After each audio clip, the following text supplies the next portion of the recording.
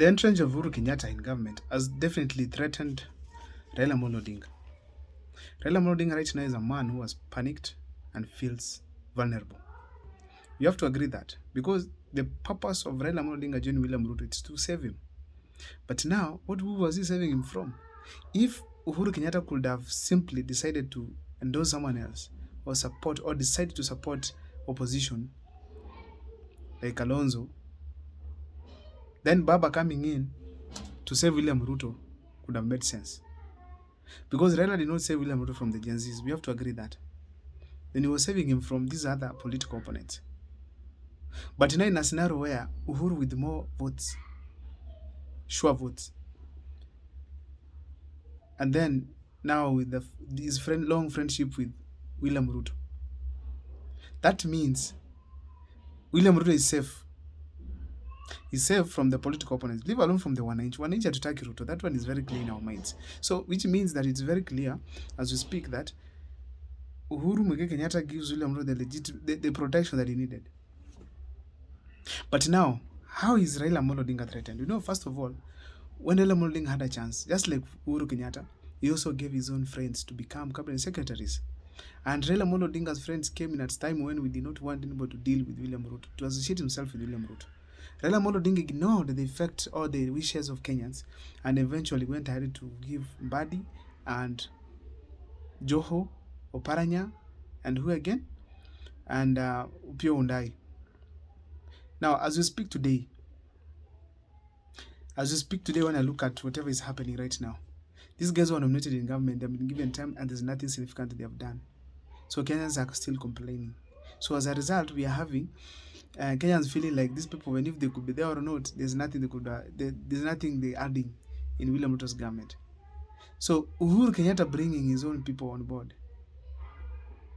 And then these people, if they happen to perform and influence some things in government, that is very clear that now Raila Amolo Odinga, with his positions and poor performance of his cabinet secretaries, probably his influence is threatened in government. Now, nevertheless, even if Raila Amolo Odinga decides right now to threaten William Ruto, on what basis? To support Kalonzo or something? And what if Uhuru Kenyatta now decides seriously to put his energy on William Ruto? Now, let's leave alone that. We have to agree that Raila Amolo Odinga benefited from his deal with William Ruto, but Uhuru Kenyatta hasn't benefited as far as an individual is concerned. Raila Amolo Odinga was supported to go to the AU.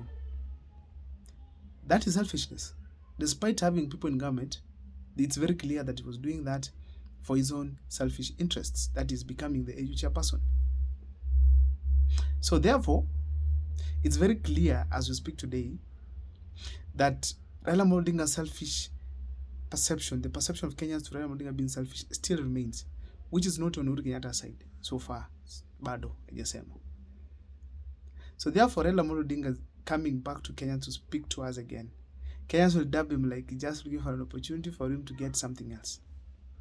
And that is very dangerous to the political terrain of Raila Amolo Odinga. He has never done this before. Where Kenyans die, he takes an advantage to get to assume some positions and get supported to the AU seat. It has never happened before. And Kenyans, especially the youth, hate him. Now, another thing I want to say here is this. You know, numbers from Mount Kenya are huge than those ones from Luo Nyanza. And Uhuru Kenyatta has more friends in Luo Nyanza. I mean, in Western Kenya, not just Western Kenya. Has friends as well across the country. So if Leader Ruto gets the 4 million from Mount Kenya, you need Raila anymore. You don't need Raila anymore. William Ruto simply realized that he was putting his mouth in the wrong place. He was putting his energy, was investing his money and whatever to the wrong place. The place to invest on it is Mount Kenya. That is why he had to nominate these people, because he knows he cannot win 2027 without the mountain. And he's targeting at least 2 million votes. And that is what he's up to. So therefore, it is very clear as we speak today, Raila Amolo Odinga is threatened. Because Uhuru is becoming a more darling to President Ruto than him who has now been dubbed irrelevant in the country. Irrelevant, unless he comes back, of course, to rebuild himself again. Now, up to here so far, Raila Amolo Odinga has been played. Going to the AU, it was a sign of having Raila Amolo Odinga to exit the local politics. But people are saying if he lost the seat, comes back to the country, rebrands himself again. Now, if he comes back, William Ruto has already put his defense mechanism, Uhuru Kenyatta, and of course the people who are behind him, who are this, Mutahi Kagwe and the rest. So unless the people of Mount Kenya reject William Ruto completely with the Uhuru Kenyatta nominees, the fact is going to be that Raila Amolo Odinga now will not have an influence in William Ruto's government.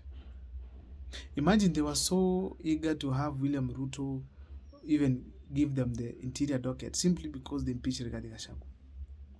So in short, Rigathi Gachagua was impeached by Raila Amolo Odinga because William Ruto did not have numbers. So William Ruto has used Raila Amolo Odinga to do the dirty work, that is impeaching Rigathi Gachagua and creating total enmity between the lake and the mountain.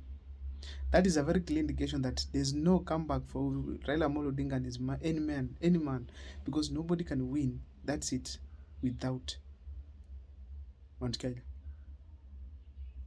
Look at this. We had Joho, a prospect of presidential as a presidential candidate. We had Oparanya. They were interested. Whether they can win or not, they were all interested. Now, these same people, they were put in William Ruto's team to be used in what we call impeaching Rigathi Gachagua. Now, they were happy Rigathi Gachagua was impeached. And they have now been classified as Raila Amolo Odinga's team. In the future, if these people will need presidency, they will be able to make steps to Mount Kenya. Do you think the mountain will listen to them? No, the mountain doesn't forget.